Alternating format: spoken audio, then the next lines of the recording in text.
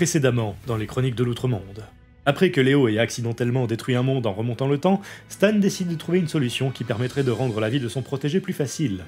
Pour se conforter dans sa décision, Stan décide de revisiter les quelques semaines qui se sont écoulées depuis l'incident du bus, et il ne peut s'empêcher de sourire en relisant certaines des mésaventures de Léo.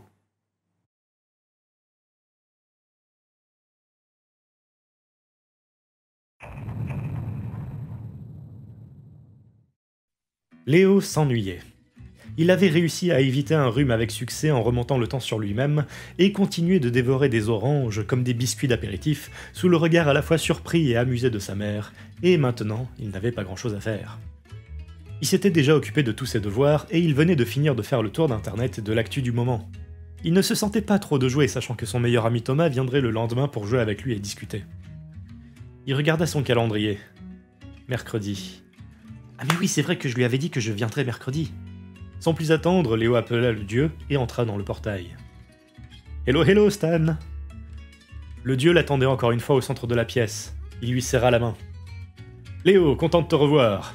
J'ai vu que tu as été plutôt actif ces derniers temps. Ouais, un peu, même si c'est vraiment mort aujourd'hui. Pareil ici, je dois t'avouer. En tout cas, j'avais eu peur quand il y a eu le persan, mais tu as géré comme un pro. Merci. C'est sincère, tu as bien calculé ton timing et les gens n'y ont vu presque que du feu. J'avais oublié de te donner cette leçon-là, mais on dirait que tu l'as assimilée par toi-même. Utilise tes pouvoirs avec modération et ça passera toujours tout seul. Allez, viens t'asseoir. Les deux hommes se dirigèrent vers les fauteuils. Stan, comme à son habitude, sortit des verres et une bouteille d'eau et servit le garçon. Au fait, je suis désolé d'avoir raté ton anniversaire. Léo leva un sourcil. Il avait voulu le lui souhaiter. Mais ne sois pas surpris comme ça, tu vas me faire croire que je n'ai pas le droit d'être gentil. Oh, non, c'est juste que votre statut fait que... Ah, on s'en fout de ça. Je voulais te souhaiter ton anniversaire, mais vu que tu étais avec ta famille et que tu étais occupé, je n'allais pas tout interrompre juste pour te faire passer un message. Bon, vous auriez pu, hein, de toute façon, il ne s'est pas passé grand-chose, comme vous l'avez peut-être vu. Je pense même que j'aurais été agréablement surpris. Bon, bah je prends note pour l'année prochaine, mais ne m'en veux pas si je t'interromps au milieu d'un truc fun, hein. Il tira la langue au garçon, ce qui le fit sourire d'un de ses sourires particulièrement embarrassés. Léo se versa un verre puis se mit à boire. Enfin, de toute façon, j'ai un petit cadeau à t'offrir. Quoi? L'idée qu'un quelqu'un d'aussi important dans l'univers décide de lui offrir quelque chose était impensable. Oula, attention. Et non, ce n'est pas quelque chose de physique ni de magique, mais c'est tout aussi utile. Pour le coup, le garçon était plus perdu qu'intrigué. C'est une leçon. Et avant que tu ne tires la gueule et que tu veuilles partir de cette maison en courant, c'est une leçon très importante qui te sera utile pendant le restant de ta vie. Il te faudra constamment y repenser, car il s'agit de la leçon la plus importante que tu recevras. Ok? Stan se rapprocha du garçon et le regarda droit dans les yeux. Rien n'est inutile. Hein? Alors, je te laisserai bien partir et réfléchir à ça, mais je préfère élaborer pour que tu ne te fasses pas la mauvaise idée. Car tu vois, absolument tout ce que tu fais a une utilité. Et même ce que font ou ne font pas les autres a une utilité si tu observes et que tu en tires les bonnes leçons. Oh. S'il y a bien quelque chose que je déteste dans ce monde, c'est bien ceux qui font des jugements de valeur sur les gens en disant que ce sont des déchets. Ces pensées sont-elles saines? Absolument pas. Elles sont même méprisables. N'importe quelle vie a la même valeur qu'une autre et c'est un gâchis à chaque fois que l'une d'elles disparaît. Alors là, c'est faux. Les gens qui tuent gratuitement les autres, les criminels et les terroristes ne valent rien. Et c'est là que tu te trompes très lourdement. Aussi cruel que cela puisse paraître, ils sont encore plus utiles et plus visibles que les autres. S'ils t'inspirent du dégoût, c'est déjà qu'ils sont utiles, car ils montrent une voie que tu ne veux pas suivre. L'humanité a cela de fantastique qu'elle peut avoir conscience de ses pairs et agir en fonction de leurs actions. Si le mal n'existait pas, il n'y aurait pas de bien, car il n'y aurait pas de point de référence morale. Oui, mais le monde s'en porterait mieux sans eux. Et là-dessus, je suis entièrement d'accord. Mais ce ne serait qu'à la condition que le mal ait déjà existé à un certain point de l'histoire et que tout le monde en ait tiré des leçons pour faire le bien. Et c'est en cela que rien n'est inutile. Si tu tires des leçons de tout ce qu'il se passe dans ton entourage, de tes actions et même de tes erreurs, alors tu pourras faire des choix qui te semblent justes et appropriés. Je vois. Bon, alors oui, c'est de la philosophie de bas étage, mais c'est une leçon qui m'a fait apprécier la vie. Et je sais que tu es encore un peu jeune et que tu n'as pas encore véritablement connu la souffrance que provoque la mort d'un proche, fort heureusement, mais quand tu la confronteras, n'oublie pas cette leçon. La mort de la personne que tu auras connue ne sera clairement pas une partie de plaisir, mais quand tu observeras les réactions de son entourage, et même la tienne, alors tu comprendras l'importance de ta vie et de l'utilité des choses. Ouais, je vois, ouais. Je sais, ce n'est pas la plus joyeuse des leçons, mais la Saint-Valentin m'a donné envie de te parler de ça. Surtout que maintenant, tu ne peux pas oublier ces mots.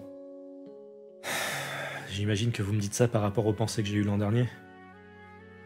Oui, et heureusement que ces pensées n'étaient que très passagères. Ça aurait été le plus gros gâchis imaginable si tu t'étais véritablement suicidé. Mais là encore, ça n'aurait pas été inutile aux yeux des autres. On en revient à ma leçon. Et pour le coup, je comprends mieux. Tant mieux. Allez, maintenant que cette page assez sombre est écrite, parlons plutôt de trucs agréables. J'imagine que tu veux encore me poser des questions. Ouais. D'ailleurs, ça m'est venu tout à l'heure et j'imagine que vous aussi vous avez un anniversaire, non? Bien évidemment, c'est le... Attends, Vous avez oublié? Bah, disons que ça fait plus d'1 millier d'années que je n'ai pas eu l'occasion de le célébrer et que de toute façon je n'y accordais pas plus d'importance que ça, même à l'époque, donc attends un peu. Stan se leva et se mit au centre de la pièce. Il fit signe à Léo de ne pas bouger, puis claqua des doigts. Léo manqua de hurler en voyant un livre gigantesque se matérialiser et s'écraser au sol avec un bruit tellement brusque et un poids tellement énorme que la maison entière trembla. Ouais, c'est un peu gros, hein, déclara Stan en voyant l'expression terrifiée du garçon. Léo se leva pour s'approcher du monolithe. Le livre était aussi long que lui et il devait facilement faire 1 mètre de large. Niveau hauteur, la couverture lui arrivait jusqu'au niveau du cou. En dehors de ça, il n'y avait pas de dorure extravagante, ni de pierres précieuses. C'était un livre relativement simple d'apparence, à la désagréable odeur de renfermé, qui avait pour simple particularité d'être très gros. Ou du moins, il était simple en apparence, car lorsque le dieu ouvrit le livre, Léo remarqua qu'il ne pouvait absolument rien y comprendre. Des symboles tous plus crus les uns que les autres se succédaient. Il n'avait jamais vu une écriture pareille. Comme si j'allais te laisser lire ma vie tranquille, petit curieux, va. Le dieu se mit à lire rapidement. Ses yeux bougeaient à une telle vitesse que ça en devenait presque effrayant. Mais son regard, lui, était assez inquiétant. Plus il lisait, plus il semblait triste. Stan? Quoi? Faut pas me faire peur comme ça, voyons. Il claqua à nouveau des doigts pour faire disparaître le livre. Donc oui, j'ai vu ma date de naissance, et si on devait le traduire en des termes plus modernes et l'adapter à ce calendrier, je dirais que c'est un 10 août. Léo avait entendu et enregistré l'information, mais quelque chose le chiffonnait. Ça va? Vous semblez nerveux? Oui, je le suis. J'ai lu des choses dont j'aurais préféré ne plus me souvenir. Et non, je ne peux pas t'en parler. Je ne suis pas d'humeur. Enfin, j'ai pas envie de t'en parler tout de suite, en tout cas. Je vois. Enfin, je pense que l'on ferait mieux de s'en arrêter là pour aujourd'hui. La semaine prochaine, on parlera de choses plus gaies.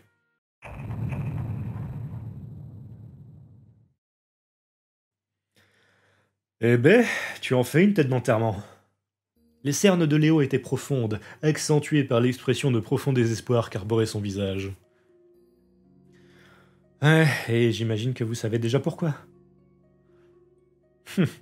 Ouais, à mon époque, ce choix était bien plus simple. Tu voulais faire quelque chose, eh bien fallait avoir la chance de vivre au bon endroit et que tes parents ne t'aient pas forcé à suivre un apprentissage particulier. Bon, ok, pour le coup, ça peut aussi être pareil ici aussi, mais tu vois où je veux en venir. 3 jours que je stresse là-dessus et je n'ai toujours rien trouvé. En même temps, si tu avais fait ton travail de recherche plus tôt... Ça n'aurait rien fait avancer. Sur invitation de Stan, Léo prit un cookie dans le pot sur la table et le grignota tout en fulminant. Merci Stan. Le dieu ne put s'empêcher de sourire. Pour le coup, te connaissant, je dirais que la fac de langue t'irait bien. Imagine surtout tous les apports culturels que ça pourrait t'apporter. Ouais, enfin, je sais pas si j'ai envie de devenir prof, hein. Le dieu tenta de trouver quelque chose de positif à dire à cette piste, puis renonça bien assez rapidement. Ouais, pas faux. Mon père voudrait bien que je continue dans les études scientifiques parce que ça pourrait potentiellement m'aider à l'avenir, mais ça devient trop compliqué pour moi ces trucs-là. Tes notes disent le contraire. Oui, pour l'instant. Et même si j'ai des facilités là-dedans, ça ne m'empêche pas de trouver ça chiant. Langage Léo. Bon, désolé, enfin, vous voyez quoi. Au pire, j'ai une solution qui pourrait t'aider à résoudre ton problème, même si je sais déjà que ça va causer de vives réactions à la maison. Une année sabbatique? Ouais.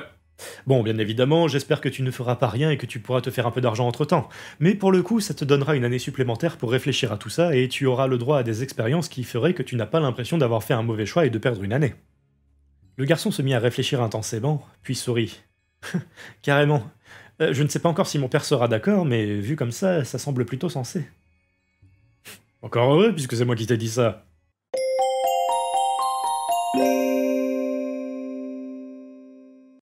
L'annonce du plan de Léo à ses parents fut particulièrement difficile, notamment à cause de l'insistance de Hugh pour que son fils continue ses études, mais l'argument de l'argent et du bonheur personnel était suffisant pour que le soir venu tout le monde accepte. Ils acceptèrent même qu'il garde ses 2 mois de vacances, histoire de partir en Angleterre l'esprit tranquille, à la condition qu'il se mette à chercher un travail le jour où il serait rentré. Ses professeurs et ses parents avaient été catégoriques. Ce n'était pas parce qu'il était enfin en vacances qu'il pouvait s'amuser toute la journée et ne rien faire. Il lui fallait activement réviser, car dans un peu moins de 2 mois, il allait passer le bac. Bon, après cela concernait surtout les autres élèves de sa classe, puisqu'il n'avait pas décidé de réviser à la dernière minute, et il avait fait un point d'honneur de réviser au moins 3 à 4 soirs par semaine, et ce depuis le début de l'année. Cela ne l'empêcha quand même pas de passer un peu de temps tous les soirs à continuer de réviser, car il était bien trop facile d'oublier ses connaissances qu'il savait n'allaient pas vraiment être utiles au reste de sa vie. Rien n'est inutile. Les mots de Stan résonnèrent dans sa tête. Il se rappelait avec exactitude de la conversation qu'il avait eue avec le dieu là-dessus. Certes, rien n'est inutile, et il savait qu'il avait besoin de ses connaissances pour avoir de bonnes notes au bac. Mais il doutait très sérieusement de l'application en situation réelle de fonctions mathématiques. Enfin, mieux valait garder ces données en tête, au cas où.